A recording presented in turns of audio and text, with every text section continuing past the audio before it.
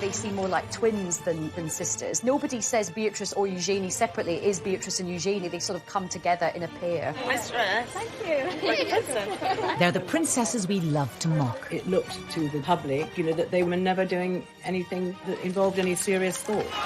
Their parents, Fergie and Andrew, have brought shame and scandal on their daughters. Your embarrassment, sir. They've done so many things which are almost unbelievably stupid that inevitably the daughters are dragged in. I let the side down. Simple as that. The 9th and 10th in line to the throne have been subject to ridicule in the media. We've had almost as many hats as we've had holidays, and just like our holidays, most of them have been free. Beatrice was widely mocked for her Philip Tracy hat, which was compared from everything from a pretzel to a Lucy. They've been accused of extravagance and privilege. Beatrice famously had about 15 holidays in a year in which she was supposed to be working. And Eugenie definitely got herself a bit of a reputation as a party princess. We've had to learn some lessons the hard way. But how much do we really know about them? A lot of people don't realise that they don't get any money formally from the state. Tonight, using rarely seen footage and in their own words, we reveal the truth about these much maligned princesses. Growing up in the public eye means that every embarrassing, slightly awkward growth spurt or hilarious fashion moment are published around the world. Now happily married and with the birth of a baby boy for Eugenie, we ask whether they've finally managed to free themselves from their parents' controversial shadows. I think there is a lot about the York sisters to be celebrated. Are they pampered princesses? I don't think they are at all. I think they're the reverse.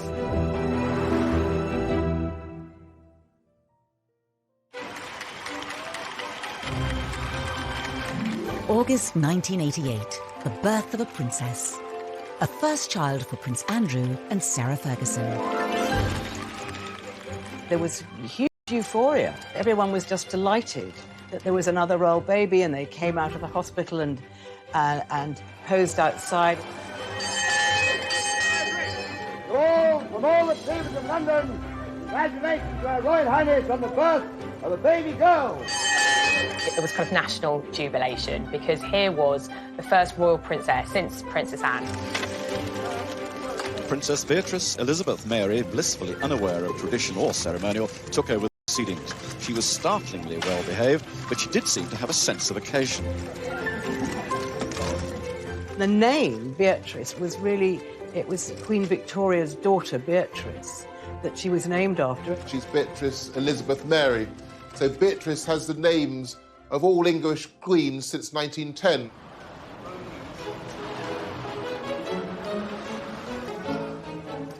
Princess Eugenie arrived 19 months after her sister Beatrice in the March of 1990. The Duchess emerged from the Portland Hospital, ready to give the world the first glimpse of a new royal baby.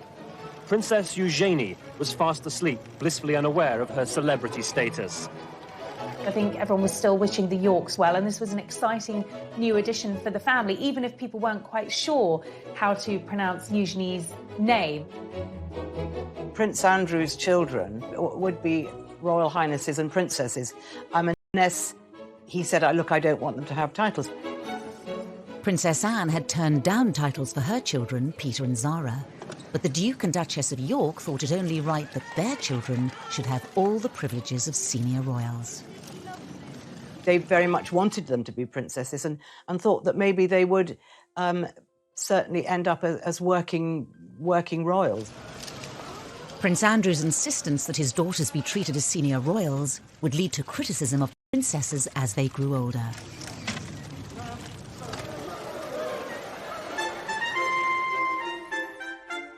But to really understand the attacks on Beatrice and Eugenie, you have to go back to the marriage of their parents. It was very much the fairy tale, and I think the British public bought into it. Here was the Queen's favourite son getting married to the vivacious, pretty, bubbly, and, very likeable Sarah Ferguson. And at first, the newlyweds could do no wrong. I think Sarah was a breath of fresh air. The royal family really took to her. She just was really suited to Andrew and made, more importantly, Andrew very happy. Kiss her then. Why do you want me to kiss Go on, you? hurry up. Why? Hurry up! Start filming, quick. Go on, dare you. You're a monster. But the Duke and Duchess of York's honeymoon period with the tabloids didn't last long. This is in an era, the mid-80s, when the monarchy had become tabloid fodder. The era of deference was over, and Fergie and Andrew were great for the tabloids. And that's fine if the tabloids like you, and it's fine if you don't in any way misbehave. Fergie came in for a huge amount of criticism for her lifestyle, for her fashion, and what the tabloids called her work-shy attitude, nicknaming her royal idleness. All attacks her daughters would one day have to endure. There was a time where she could do no right with the press. Sarah would come in gung-ho, maybe not in the right outfit, maybe say sometimes the wrong things, and the press sort of then started to really pick on her. Eugenie spent a privileged childhood at Sunning Hill, the estate given to Prince Andrew by the Queen as a wedding gift. They had built this rather extravagant, very modern palace, which was famously likened to South Fork in the Dallas TV series, and it obviously became known as South York. So their early days were spent there. They were probably far more indulged than ordinary children. I remember going once to the house where they were staying and being absolutely astounded. There was a little sort of building in the garden, and it was absolutely full of Barbie dolls. So they had a lot of stuff, but they were very, very well brought up. Beatrice and Eugenie were also doted on by their grandparents. The Yorks lived a short drive from Windsor Castle and visited often. The Queen adored Eugenie and Beatrice. She saw in them something of her own relationship as a child with Margaret. Well caught, but the next one is cut her fingers. They would often go and have tea with the Queen and Prince Philip, and I think, again, Fergie said that they had, 3 sets of manners. One was for home, one was for when they were out, and the third lot was when they were with the Queen, and they had to be very careful and mind their P's and Q's. Sarah Ferguson's own parents had divorced, and her mother had left to live in Argentina when Sarah was 12. I remember Sarah telling me that she wrote a letter to her mum, actually blaming herself for her mum leaving. She thought it was something to do with her, and she wanted to be there for her children all the time and have that special bond and that special closeness.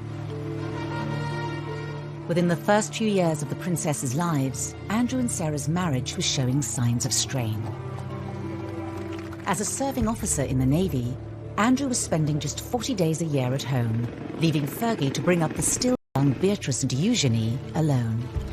I think the cracks started to show when Prince Andrew was away so much with the Navy. He wasn't with her. His posting follows 3 months of specialised training, and the Duke will now lead a flight team aboard the frigate for around 18 months. He wasn't there with the girls and bringing them up as she'd hoped. And I think Sarah really started to miss him and miss that family bond, that family life. Beatrice was 3 and Eugenie just a toddler when their parents' marriage finally fell apart. And in 1992, photos surfaced in the press of Fergie with another man. A cleaner found a set of holiday snaps. Eugenie had a very odd childhood. Where their parents were, on the face of it, that remained friends, but they were seeing other people from quite early on. And I think that was probably damaging in a subtle kind of long-lasting way. In March 1992, the Duke and Duchess of York announced that their marriage was over. The announcement that the Duchess of York had initiated discussions about a separation from her husband came as she arrived to pick up their daughter from school. It's always very difficult for children to see their parents split up. And I think perhaps the Queen even felt more maternal towards them, and that they'd had a very hard time. 5 months after the York separation, Sarah Ferguson was photographed by the press with another man, John Bryant. Yet again, Beatrice and Eugenie were with her. Fergie and the children were round the pool, and she was topless, and John Brown was kissing her toes. Beatrice and Eugenie are in the background. I mean, they're there, they're sort of parties to what was going on between Brian and their mother. They, of course, didn't know. They were too little and too young, but they were seen as sort of pawns in this rather unfortunate and rather seedy affair. The Daily Mirror's expose had serious consequences for Beatrice and Eugenie's family life. By the time the story broke, the two girls were at Balmoral with their mother and the rest of the royal family. And Andrew was there, and the Queen was there, and Fergie then had to go and apologise to the Queen, and she said she'd never seen the Queen that angry. Beatrice and Eugenie's holiday was cut short as Fergie fled Balmoral, taking the young girls with her. They would have been distracted by the nanny, but they would have known that their mother was very distressed, and they would have taken on her distress. The girls went back down south, and at this stage, they were no longer living at Sunninghill. Their mother had a rented home not far away. She had a series of rented houses in Surrey and Berkshire that she sort of moved to with alarming regularity, which in itself must have been sort of destabilising for the girls. Fergie was reportedly banished by Prince Philip from family gatherings, making life difficult for the princesses. Christmas at Sandringham is a big family occasion, and suddenly Sarah Ferguson wasn't there. That must be very hard to understand when they were young girls. Why isn't Mummy allowed in the big house anymore? She was banished to a time with her and slept there. And then on Christmas Day, Andrew would collect them and take them to church, and they'd go back up to Sandringham House for lunch with their grandparents and the rest of the royal family. Meanwhile, Fergie was having her turkey twizzler or whatever she was doing all on her own. Despite the split, Prince Andrew and Sarah Ferguson were determined to do the best they could for their children. Andrew and Sarah obviously had separated, but they were very much kind of co-parenting, very much a united family unit. It was more than just a united front for sports days. I mean, you would expect that for school events. But it went far beyond that. I mean, they were going on holiday together. It meant there was a lot of continuity and reassurance for Beatrice and Eugenie that their parents were still very much part of their lives. Despite their best efforts, Andrew and Sarah's marital problems created major upheaval for Beatrice and Eugenie. But the girls would also face their own personal issues. Beatrice, at the young age of 7, realised something wasn't right. She was finding it very difficult to learn.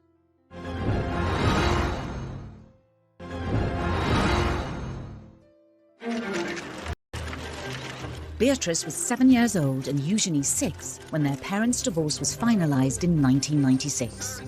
Needing to pay off debts of more than £1 million, their mother took work in the United States. Their mother was spending a lot of time in the States, really trying to clear off an enormous debt that she'd accumulated, from TV projects to book projects. You know, Sarah was literally trying to do anything she could to get herself out of spiralling debts.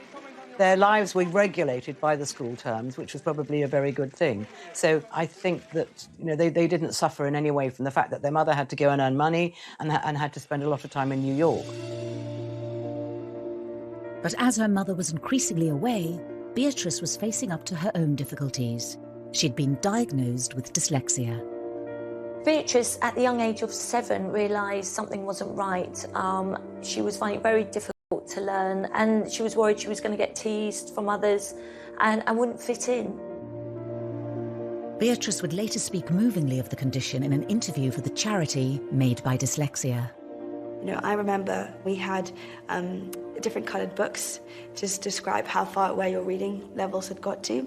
And I was always on the white books. My best friends were always on the yellow books or the green books. They were so far ahead.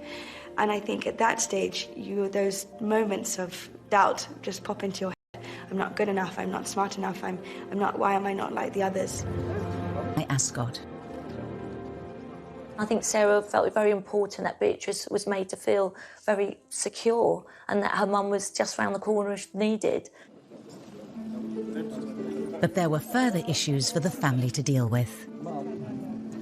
Princess Eugenie As she started to grow and develop, her parents noticed that there was something slightly different, slightly wrong in the way that her spine was developing. So she started a number of tests and went through a number of specialists. It really worried her. It worried her about her growth. It worried the whole family. It was a very sort of scary time. At 12, Eugenie was diagnosed with scoliosis, curvature of the spine. She needed 8 hours of surgery, speaking out about it later to raise money for the hospital that treated her. I had scoliosis of the spine, which my mum found. They put metal rods in my neck and 8-inch screws up my back, which have now fused together and keep me straight. She makes private visits to see patients, and I understand that she writes to many child patients who have to undergo the same thing as her to say, look, I had it done, best decision in my life. Yes, it was tricky. Yes, I had to wear a back brace, but the upshot of that is that I'm able to ride, I'm able to walk, I'm able to ski, I'm able to lead a completely active life. In their young lives, the princesses had coped with the public scandals surrounding their parents and their private battles. There would be further struggles ahead as they carved out new roles for themselves. But uniquely, they always faced these challenges together. They're very close friends and very close sisters, but they're very different personalities. Beatrice is perhaps a more formal and more reserved. Eugenie is, I suppose, what might be described as bubbly and chatty. The more confident Eugenie chose to go away to Marlborough College, the co-ed public school also attended by Kate Middleton. Marlborough is quite progressive boarding school. It's very sporty. It does a lot of art, does a lot of drama. It's not just about the academic achievement of its pupils. And that really suited Eugenie, I think. And she made a core group of friends there with whom she'll be friends for life. Beatrice, who is, I think, the quieter and perhaps shyer of the two girls, went to an all-girls school in Ascot. She delayed her GCSEs for a year because of her dyslexia, and she didn't get the best grades, but she did go on to become head girl. Both girls had wide circles of friends, including, of course, their Eugenie as his right-hand wingwoman. And they certainly enjoyed themselves, and Eugenie definitely got herself a bit of a reputation as a party princess. Away from the limelight, the public began to see a different side to the princesses, and one that wouldn't go down well. They were mixing with a fast crowd, and it looked to the general public, you know, that they were always having a good time and never doing anything that, you know, involved any serious thought. The press was beginning to draw comparisons between Eugenie and Beatrice and their parents. I see myself as a mini mummy, so I kind of have this sort of image that anything you could do, I want to do better. Oh. So I want to... I have to tell you, that's easy. The comparisons were not always favourable. When Eugenie went globetrotting on a gap year to mark the end of her A-levels, the tabloids weren't far behind. The suggestion really was that here was a couple who were living beyond their means, cashing in on their royal connections, and weren't Beatrice and Eugenie going to be just the same? It was almost as if they were tarred with their parents' brush from the outset. Eugenie went to South Africa and on to the Far East. She was sort of flitting from country to country, as most middle-class young people do who take gap years. But of course, she was accompanied by police bodyguards, and that meant we, the taxpayers, were paying for policemen to accompany her to the fleshpots of the world. The taxpayers' share of the bill added to the reported £500,000 already spent on the princess's protection each year. Prince Charles decided, as they would not likely to be very senior royals, that this was too much for the public to pay, so he stopped that. Prince Andrew was so angry that he wrote a note to the Queen saying that he wanted them to be considered as proper royals and he did not want the protection officers to leave them. Usually the Queen gave in to him. She had this huge soft spot for him and he could persuade her to his way. But this time she refused. Written off as pampered princesses, Eugenie and Beatrice tried to keep a low profile. And in 2010, the sisters, now just 20 and 21, found themselves embroiled in another of their mother's scandals. She was caught on camera, essentially selling access to her husband and to someone who she believed was a sheikh, but was in fact an undercover reporter for the News of the World. 500,000 New Prince Andrew. Yeah. Is that a deal? Yeah. It was a nightmare for Sarah Ferguson. It was a nightmare for her children. It was just a sort of a nightmare for everyone. Beatrice was with her mother when the phone call came, warning them that the News of the World was publishing the exposé. Beatrice, who was at a party held by Naomi Campbell, the model, just kept asking her mother, how did this happen? You know, how? And they left the party immediately, effectively went into hiding, knowing that once again, her mother's reputation was about to be completely trashed. Beatrix admitted that she spent several days crying, and one of her friends went and stayed with her overnight for 2 days because she was so traumatised and so unhappy. Her anger was directed at the press. And just as they have done throughout their lives, Beatrice and Eugenie leapt to the defence of their mother. They called themselves the tripod, and that's exactly what they were. They leaned on each other, they depended on one another, they were absolutely a unit, and nothing was going to come between them. Over the coming years, it would be the turn of Sarah Ferguson to defend her daughters against their critics. People have been so brutal to them, particularly in the press, about how they look. And Sarah spoke to the editor of the Daily Mail at the time and she said, look, just back off. It's not fair.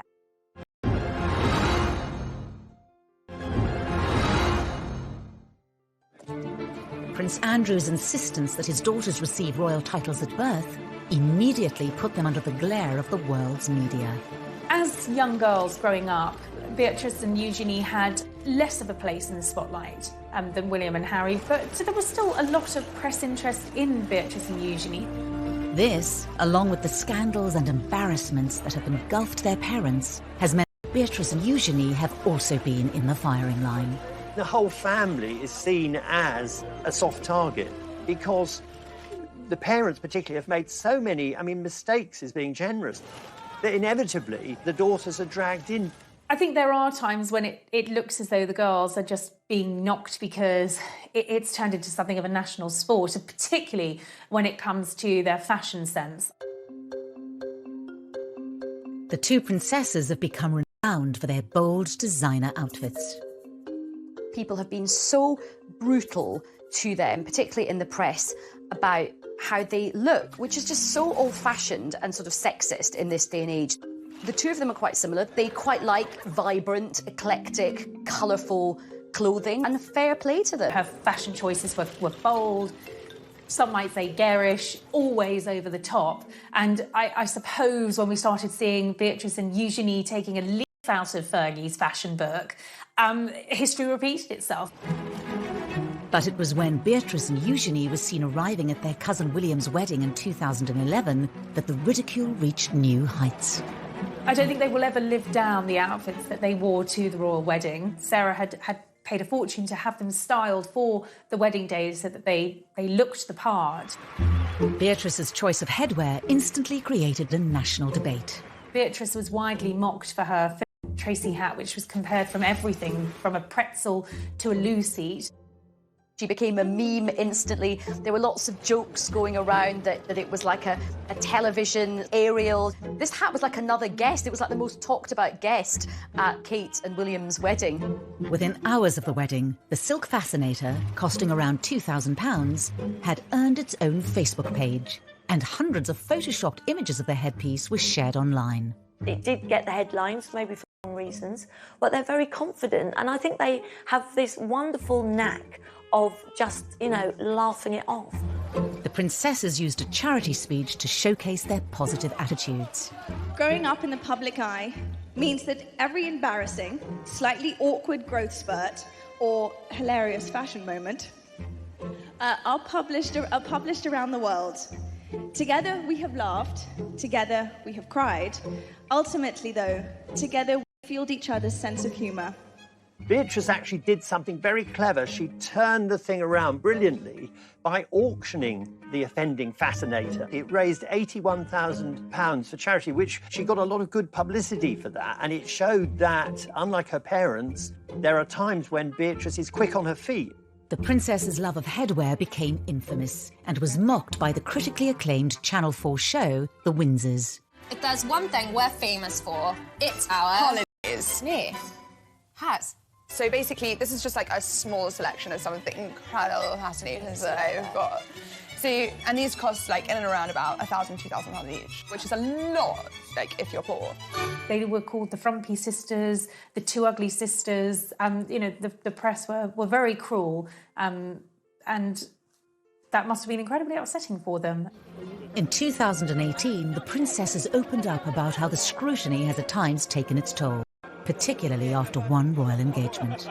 They spent an hour or two in Buckingham Palace meeting dozens and dozens of people doing the royal job, and suddenly a story drops criticising their appearance and their clothes. They'd been so badly treated. Even Beatrice's weight was criticised when she was just 19, proving once again that life in the spotlight came with serious downsides. Beatrice was pictured on a beach in a bikini, and those pictures were published in all of the newspapers.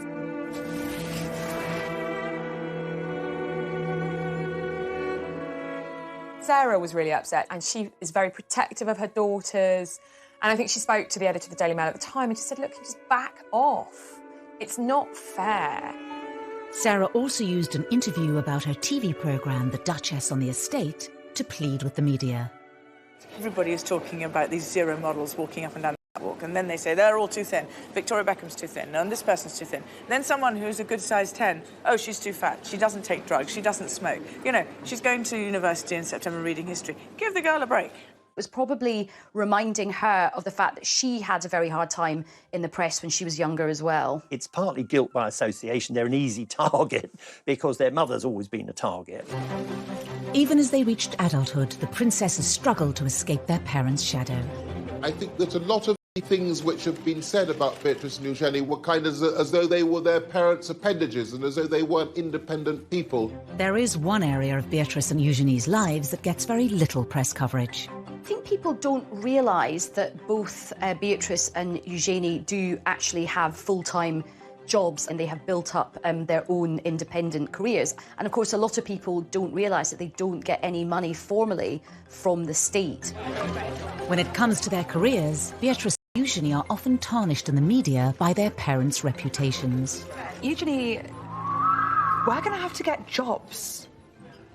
Is that like when Daddy has a party for Arabs and British businessmen? No, I think a job's where you have to go into a building or something. Yeah. As titled princesses, it was expected that Beatrice and Eugenie would become full-time working royals. When Charles made his vision for a streamlined monarchy really very clear around the time of the Diamond Jubilee celebrations, and that was a big issue for Andrew. His view was that they had the HRH titles, therefore they are blood princesses, therefore they should be full-time working members of the royal family. It didn't pan out that way, and that definitely caused tensions between the royal brothers, Charles and Andrew. For Beatrice and Eugenie, the dilemma of being non-working royals who have princess titles lies at the heart of many of the issues they have to grapple with. For two members of the royal family who are as close as Eugenie and Beatrice to being core members, it is unusual to be working. They never wanted to be accused of cashing in on their royal status and being idle. He came back from their gap year, you know, they were still living very much within the protective bubble of the palace. In 2011, Beatrice graduated university with a 2-1. After a year working in New York, she embarked on her current career in the tech industry, splitting her time between the UK and America. Both actually done incredibly well. Beatrice is the Vice President of Strategies and Partnerships at an artificial intelligence agency, so she's really quite senior in the tech world. Eugenie followed in the footsteps of Beatrice. After also graduating with a 2-1 in 2012, she too moved to New York, but embarked on a very different career path to her sister. Eugenie has seemingly always been interested in the arts, and she went to New York and worked for an online art business. Eugenie had also begun a relationship with her future husband, Jack Brooksbank, who she'd met on a ski trip. After dating long distance for 2 years, Eugenie returned to London in 2015. And then she came back and got an amazing job with a huge international art dealers called Hauser & Wirth in Mayfair. With careers outside the monarchy, Beatrice and Eugenie have gained experience that's out of reach for many of their royal relatives. They have one foot in the royal family because they still go to events with core members of the family, and they have one foot in the real world. They do it because they want to work and they're very grounded and they like being around normal people. Distancing themselves from their parents' reputations for failed money-making ventures, the girls forged more stable paths. But as members of one of the most famous families in the world, how normal can their lives really be? They do come back for things like Trooping the Colour and the garden parties in Buckingham Palace. And they do need someone who will understand that they can't be there 9 to 5, 5 days a week. Part of the reason that they have been employed is because of their network. It's because they're Princess Beatrice and Princess Eugenie, and they are styled as such. They kind of get the best of both worlds because they get to earn their own money, but they also still enjoy the privileges of being princesses. We know that in the first year of working in their job, they had numerous holidays. They're not clocking in and clocking out, as it were. Beatrice and Eugenie certainly benefit from their royal privilege, and their HRH titles mean their every move is of public interest and open to scrutiny. The princess's jet-setting lifestyles made headlines once again in 2015. Beatrice famously had about 15 holidays in a year in which she was supposed to be working, and then was horrified when, this was criticised.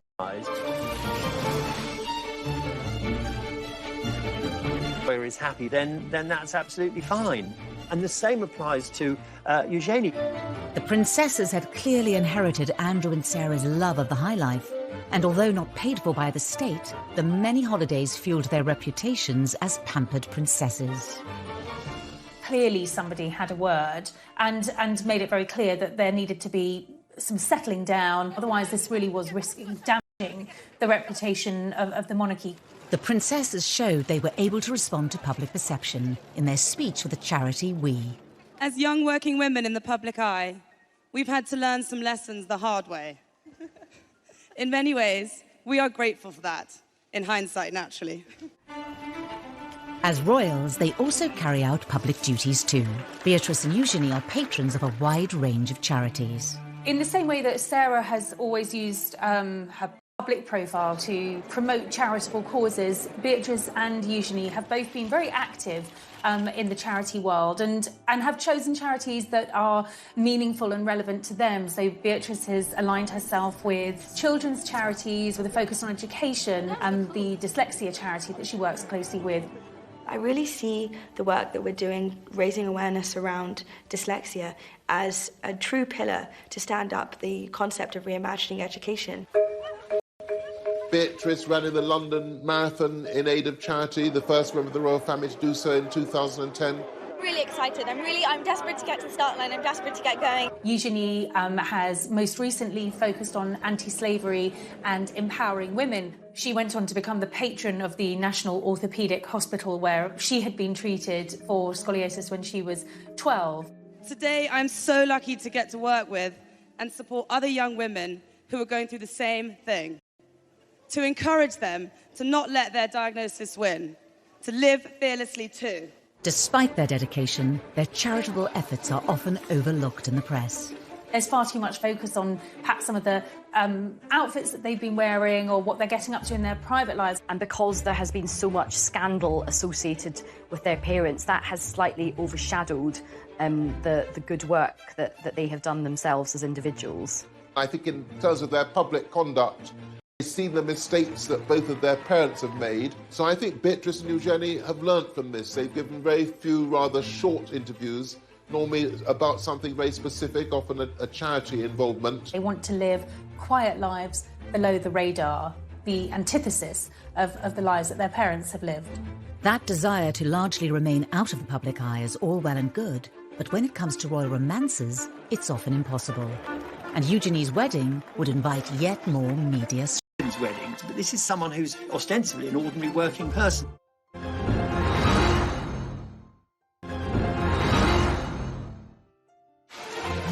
The world's media love a royal romance. As the tabloids fixated on Prince William's relationship with Kate Middleton and Prince Harry's rumoured girlfriends, love was blossoming under the radar for Prince Eugenie and Jack Brooksbank. It was something they talked about in a rare TV interview watched by millions on the BBC's The One Show. We were skiing, weren't we? Verbier. In a friend's place in Nendas, next to Verbier.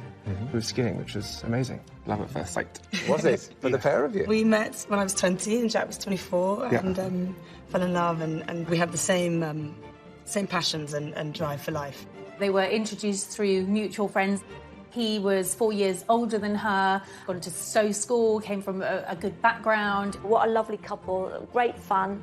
Jack is just very relaxed, very normal. They both like to have a sort of late night, have a few drinks, and it was just an instant chemistry and attraction.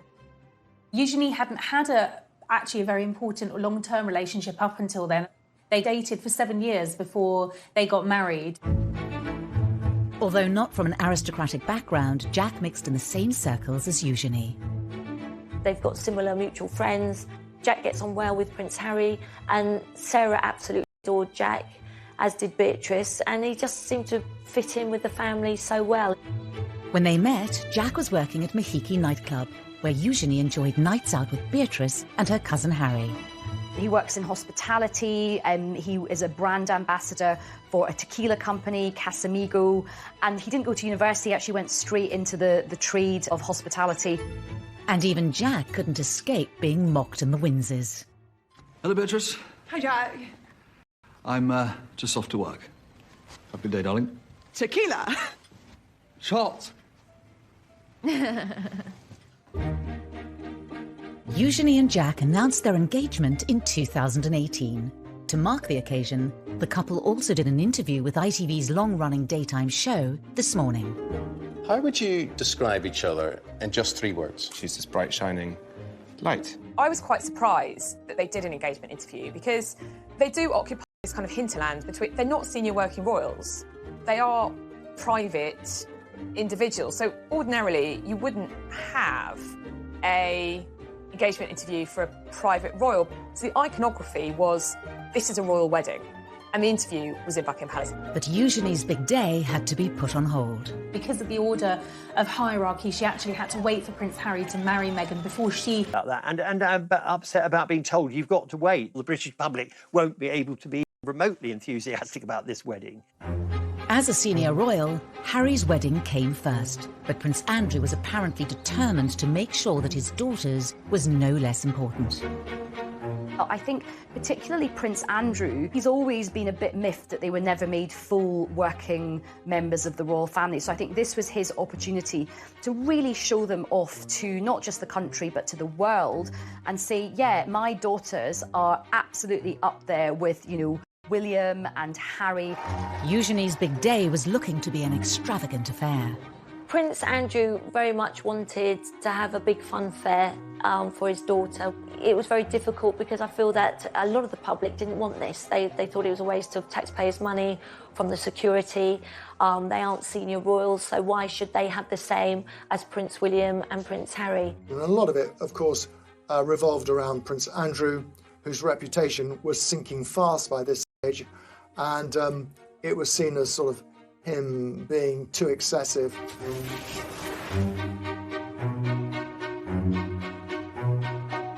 The reception wasn't footed by the taxpayer, but it was thought that all in all that the whole wedding would have cost between about £2 million, £2.5 million, and it was felt that quite a big chunk of that would have been for security. Eugenie already seemed to be an easy target in the press because of her parents' reputations, but the excessive nature The wedding opened her up to serious scrutiny. She was once again branded the pampered princess. It was Eugenie trying to compete in glamour with Harry and Meghan's wedding. But this is someone who's ostensibly an ordinary working person.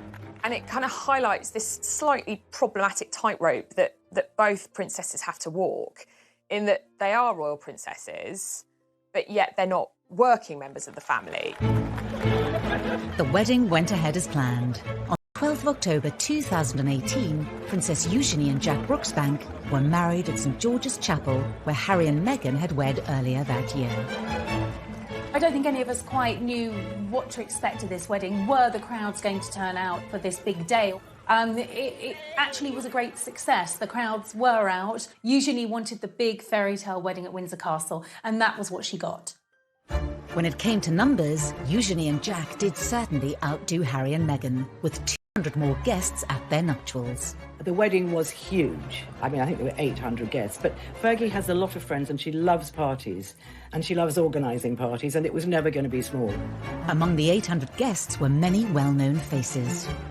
Eugenie and Jack's wedding was a royal wedding, like no other, quite simply because famous people who aren't just famous people, they are her friends. There was Naomi Campbell, Cara and Poppy Delevingne, Demi Moore, Robbie Williams was there. In fact, Robbie Williams' wee girl was one of the Flower Girls.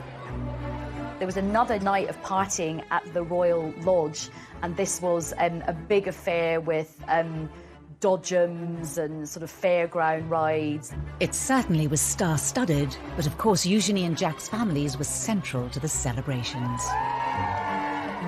Her father walked her down the aisle. Her sister was her head bridesmaid. She had her nieces and nephews, Princess Charlotte and Prince George, as part of the wedding party. So for all the famous faces in the pews, at the heart of the wedding, it was family, and that's very important to Eugenie. Despite years of having her fashion sense mocked, Eugenie's outfit choice on the day was widely admired and held great personal significance for the royal bride. There was a lot of speculation in the press about who'd been chosen to design Eugenie's wedding dress, and Peter Pilotto was an unexpected choice.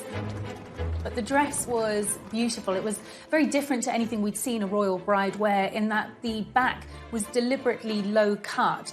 And Eugenie later explained that she'd deliberately chosen that style to show off the scar from when she'd had her operation as a 12-year-old girl to correct the curvature of her spine. And the other thing is that she was wearing this beautiful tiara with emeralds in it, which was lent to her by the Queen. The tiara from the Queen was to show the strength and the closeness of their relationship. Whilst the weddings of Harry and William were broadcast to the world on the BBC as well as other channels, Eugenie's was not, which reportedly caused more angst for Andrew. His people asked the BBC if they would televise it, and the BBC said no. In the end, the ceremony was broadcast on ITV in an extended episode of This Morning, watched by 3 million people. There'll be a few more people than most people have. There are a few more than Harry had, but that's just the nature of Eugenie and Jack. They've got so many friends that they need a church of that size to fit them all in. I remember watching the interview they did with Prince Andrew, and I kind of winced. Our wedding's bigger than your wedding. Despite all Andrew and Sarah's efforts to ensure all eyes were on their daughter, attention once again turned back to Harry and Meghan. That day was somewhat overshadowed when, just a day later, Harry and Meghan publicly announced that they were expecting their first child. It's understood that they shared that news with close family friends at the wedding. Although Meghan and Eugenie get on perfectly well, they are not good friends. I just don't believe it was a coincidence. But after Eugenie had her fairy tale wedding in the spotlight, Beatrice had no choice but to keep hers out of sight. Suddenly, the entire world is looking at Prince Andrew and their family, and it is one of the biggest scandals.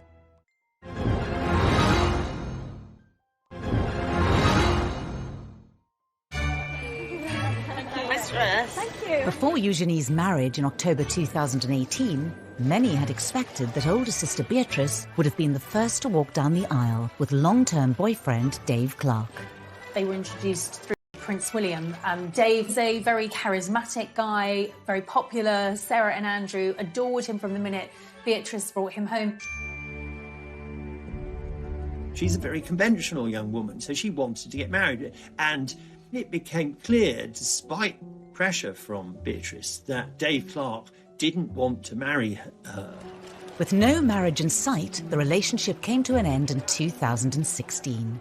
I think that for Princess Beatrice, she'd invested 10 years of her life with a man that wasn't going to marry her, so that is a difficult situation for any young girl to be in. But a little over 2 years later, Beatrice found love again, after spending time with friend of the family, Edoardo Mozzi. They've known each other for a long, long time. However, they were reacquainted at Princess Eugenie's wedding. This was a courtship that moved very quickly, certainly compared to her previous relationship. Just a year after they started seeing each other, Edoardo proposed. Beatrice's engagement to Edoardo Mozzi was really, really happy for Fergie and Andrew, because Fergie has known the family for a long time, so it couldn't have been happier for her. 36-year-old multimillionaire Mozzi made his fortune as a property developer after studying politics at Edinburgh University. He is of Italian heritage with an English mother, was brought up in England, and is a successful, talented, young professional man. After the engagement was announced, the date of the wedding was set for late May. Beatrice knew she wanted a smaller wedding. She didn't want the big wedding at St George's. You know, she'd watched Eugenie have this fabulous celebrity star-studded wedding and had loved that wedding, but it wasn't the wedding that she wanted. It was a step change in the position of Prince Andrew, who'd previously insisted that his daughter should have the biggest and best of everything. He made no bones about it. His children are the granddaughters of the Queen. That gives them a served wedding that Harry had enjoyed and that other members of the royal family had had over the years. Beatrice's wedding to Edo Mozzi was always planned to be a smaller affair than Eugenie's wedding. You just couldn't do the same thing again. There'd been too many criticisms. And more than that, of course, we were in a year where, well, to put it delicately, Andrew was once again in the most awful trouble. A scandal which had engulfed Prince Andrew for more than a decade hit the front pages once again and threatened to overshadow Beatrice's wedding day. The Yorks have gone through so many scandals, but by far the most damaging has been Andrew's relationship, his friendship with the late paedophile Jeffrey Epstein. It was kind of viewed that when a putative date in May was set for Beatrice's wedding, the firm, the palace machinery, were quite concerned with how it would look because they didn't want a massive kind of celebration a la Harry and Meghan or William and Kate because they thought it would be inappropriate. Andrew has strongly denied the accusations made against him. In an attempt to draw a line under the affair and clear his name, he agreed to do a rare interview with the BBC inside Buckingham Palace. The Newsnight interview, which apparently Beatrice got slightly involved with because she thought they could sort it out. But of course it just got worse. Do you regret that trip? Yes. Do you regret the whole friendship with Epstein? Now, still not. The whole thing was just such an unmitigated disaster. So I'm sure she felt upset for herself watching it, really, really protective of her father. She probably felt angry at the BBC. It would have been heartbreaking for her, really, because her parents had relied on her advice for many other things. And this time she was in a very difficult situation and she went against her instinct. I wonder what effect all this has had on your close family. You've got daughters of your own. It has been what I would describe as a constant sore in the family. She wanted the right thing. She wanted her dad's name to be cleared. She believed in her dad. Anything she could do to try and save her father and also to save her wedding day. Their father was taken out of frontline royal duty, making a public wedding difficult. It was still going to a royal wedding. No decisions have been taken over whether to, of course, the COVID-19 pandemic threw everything up in the air. As the country went into lockdown, the wedding was postponed. Everyone felt so sorry for Beatrice because she was the one that, kept having to change her plans. And of course, this is a virus that doesn't discriminate in terms of class or privilege, and it doesn't matter if you are 9th in line to the throne, you still have to obey the same rules as the rest of us. But just 2 months later, in a move that shocked everyone, Princess Beatrice married in secret. These beautiful photos of the happy couple are the only official record of the day. COVID, in a way, lessened the embarrassment of a wedding at which Andrew had to virtually be brought in a sack because he was in such disgrace. Princess Beatrice managed to pull off something no modern member of the royal family has done. She managed to get married in secret, away from the prying eyes of the press and the long lenses of the pesky paparazzi. It ended up being in actually one of the most beautiful places in England, which is the chapel in the grounds of Royal Lodge, where the Queen worships every Sunday. The Queen was heavily involved in the wedding, even lending Beatrice a modified version of a vintage dress by Norman Hartnell that she herself had worn to a film premiere in 1962. It was just stunning. She looked absolutely beautiful. I think you can see that the Queen really does hold Beatrice very fondly. The Queen also offered her the tiara she'd worn on her own wedding day, in another clear sign of support for her granddaughter. For all the people who criticised her about all her outfits, she really had the last laugh because she looked absolutely box office.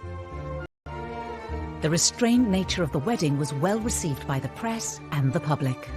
It was rather heartening to see the pictures, and I thought this is a very good way of dealing with Andrew's fall from grace, dealing with the pandemic. In a video announcing the winners of a drawing competition for the Forget-Me-Not Hospice, Beatrice talked for the first time in public about the wedding. Do you think this might be my wedding? Because I had a chance to get married this summer and it was so much fun. But I'm not sure I looked as smart as Russell Bear does in his outfit. Beatrice and Edo were actually very happy that it happened that way. It was very private, it was all very low-key, which is exactly what Beatrice and Edo wanted. With both princesses happily married, the birth of a new baby for Eugenie heralds a new generation for the House of York. Principally, it means some good news for the House of York. Andrew becomes a grandfather for the very first time at the age of 61. I think he's thrilled, as is Fergie. 2021, the palace announced the birth of Princess Eugenie and Jack's first baby, a boy. Princess Eugenie and husband Jack Brooksbank announced the arrival of their son. The Queen welcomed her 9th great-grandchild. The birth of a royal baby is always very exciting, and I think that there was just kind of general joy. I was told that Eugenie and Jack didn't know what they were having, so when little August was born, it was a surprise that he was a baby boy. In a break with tradition, Eugenie and Jack chose not to have a photo call on the hospital steps. Instead, they posted a photo of themselves on her Instagram page, holding their new baby boy. Royal babies, when they're first presented for their inaugural photo call, because that's what happens with a royal baby, they're usually swaddled up in a white blanket, something neutral, but Eugenie and Jack chose a blue blanket. Blue for a boy seems entirely appropriate, but it was a slight break with tradition. When it came to choosing names, Eugenie, like her mother, looked to her Victorian ancestors. She actually gave him very royal names. August is after Prince Albert, the husband of Queen Victoria, and Hawke is after Jack's great-great-great-great-grandfather. Philip, of course, after Eugenie's grandfather. Unlike his mother, Princess Eugenie, August will not have a royal title, and the chances of him ever becoming king are extremely remote. Eugenie's new baby will be number 11 in the royal line of succession. Unfortunately, he won't remain there long, because once Prince Harry and Meghan give birth to their second child, August will bump down to number 12. Up until the birth, both York sisters continued their work with the charities of which they're patrons, even under lockdown, hosting an awards evening over the internet for the Teenage Cancer Trust. We wanted to let you all know that You're not all nominees, you're all winners. I think we can see the great work these girls do, that even with this pandemic that we're all in, it was so amazing and so special for those that were winning these awards. So thank you so much for sharing today and for doing all that you can to support young people and Teenage Cancer Trust. They've tried to tell people their own ways of managing very difficult things and also to, I think, inspire them. Beatrice has been an ambassador for the Forget-Me-Not Children's Hospice for more than 8 years, and during isolation sent a heartfelt message of encouragement to the young people and families who were supported by the charity. I know that this is an incredibly challenging time, especially for those living in isolation, not receiving that face-to-face support, which is delivered by the incredible nurses and staff at the hospice. In their spare time alongside their full-time jobs. This dedication appears in stark contrast to their portrayal as spoilt and brash princesses in the media. So they may have had criticism because people didn't like their hats, which is fairly absurd. They see themselves as having a duty to the Queen to be good princesses for the rest of their lives and to do great charitable work and support the country and the Queen. I don't ever hear anything unpleasant about them. Everybody that meets them says how charming they are, which is really nice. And nice for Fergie too, because at least she's done something right. Throughout the scandals and deep embarrassments, the York princesses have remained loyal to their disgraced parents. Prince Andrew and Sarah have the most amazing relationship. It was one of the happiest divorces I've ever known, and they get on so well, and they even live together. Their parents are always in the papers, usually on the receiving end of pretty negative headlines. And I think to a degree, the girls have been tarred by the same brush. I think they've been in a very difficult position. They have had the burden of the HRH title whilst trying to create independent lives for themselves. I think sometimes it might be nice to see them celebrated for some of the good things that they do. We're working on it. Thank you for talking to us. Thank you. So it's as if everyone's waiting for them to make a bigger blunder. You know, the parents have been a godsend to the newspapers for 30 years. You just have to wait, and they'll do something even worse than the last thing that they did. But I don't think the daughters will do that. The York family have created their own sort of fortress against all the sort of slings and arrows that have been thrown at them. And I suspect that Beatrice and Eugenie just get on with their lives. And I think now that they're married, they've got so many other things going on that they're able to do this. Both women want to have a happy marriage that, frankly, their parents didn't have. They don't want to go through what their parents went through in the spotlight. They want to live quiet lives below the radar, the antithesis of the lives that their parents have lived. Beatrice and Eugenie have worked hard to balance two very different lifestyles and carve out a modern role for themselves in the royal family, something that other members have been unable to achieve. I think actually that Beatrice and Eugenie have been very successful in combining their royal persona with their ordinary working persona. And they seem to have kind of struck the right note with that. I think that both of them are able to be in the modern world and are both able to bridge the world and the occasional formality of the royal family with the modern world of work. Could a more prominent role for the royal princesses beckon? We've lost Harry and Meghan from the royal firmament. Prince Philip's retired. Andrew, he's never going to come back to full-time royal duty. So effectively, you've lost 4 senior members of the family: Philip, Andrew, Meghan and Harry. That does leave a void. So it may be that one or both of these daughters start to play a bigger part. The Duke and Duchess of Cambridge have done a brilliant job, but they can't do everything. Nobody can be everywhere. If Beatrice and Eugenie do step up to fill the royal gap, will they be able to change the way we all see them? Are they pampered princesses? I don't think they are at all. I think they're the reverse. They've had to deal with a lot of criticism. You can certainly detect a softening in the attitude of the newspapers to Beatrice and Eugenie. Even the most hard-bitten hack doesn't feel any longer that 2 daughters who haven't really done anything wrong should be pilloried. The girls have definitely Of the public, I think that the public are definitely looking at them with different eyes. The road has sometimes been a bumpy one, but they are married, they are really free, I think, from their parents now in a way that they haven't really been up until now. They are financially independent, they are living their own lives. And I think there is a lot about the York sisters to be celebrated. Do no wrong. I think Sarah was a breath of fresh air. The royal family really took to her. She just was really suited to Andrew and made, more importantly, Andrew very happy. Kiss her then. Why do you want me to kiss Go you? on, hurry up. Why? Hurry up! Start filming, quick. Go on, dare you. You're a monster. But the Duke and Duchess of York's honeymoon period with the tabloids didn't last long. This is in an era, the mid-80s, when the monarchy had become tabloid fodder. The era of deference was over, and Fergie and Andrew were great for the tabloids. And that's fine if the tabloids like you, and it's fine if you don't in any way misbehave. Fergie came in for a huge amount of criticism for her lifestyle, for her fashion, and what the tabloids called her work-shy attitude, nicknaming her royal idleness. All attacks her daughters would one day have to endure. There was a time where she could do no right with the press. Sarah would come in gung-ho, maybe not in the right outfit, maybe say sometimes the wrong things, and the press sort of then started to really pick on her.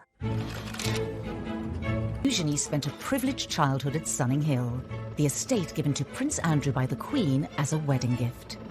They had built this rather extravagant, very modern palace, which was famously likened to South Fork in the Dallas TV series, and it obviously became known as South York. So their early days were spent there. They were probably far more indulged than ordinary children. I remember going once to the house where they were staying and being absolutely astounded. There was a little sort of building in the garden, and it was absolutely full of Barbie dolls. So they had a lot of stuff, but they were very, very well brought up. Beatrice and Eugenie were also doted on by their grandparents. The Yorks lived a short drive from Windsor Castle and visited often. The Queen adored Eugenie and Beatrice. She saw in them something of her own relationship as a child with Margaret. Well caught, but the next one is backed her fingers. They would often go and have tea with the Queen and Prince Philip, and I think, again, Fergie said that they had, 3 sets of manners. One was for home, one was for when they were out, and the third lot was when they were with the Queen, and they had to be very careful and mind their P's and Q's.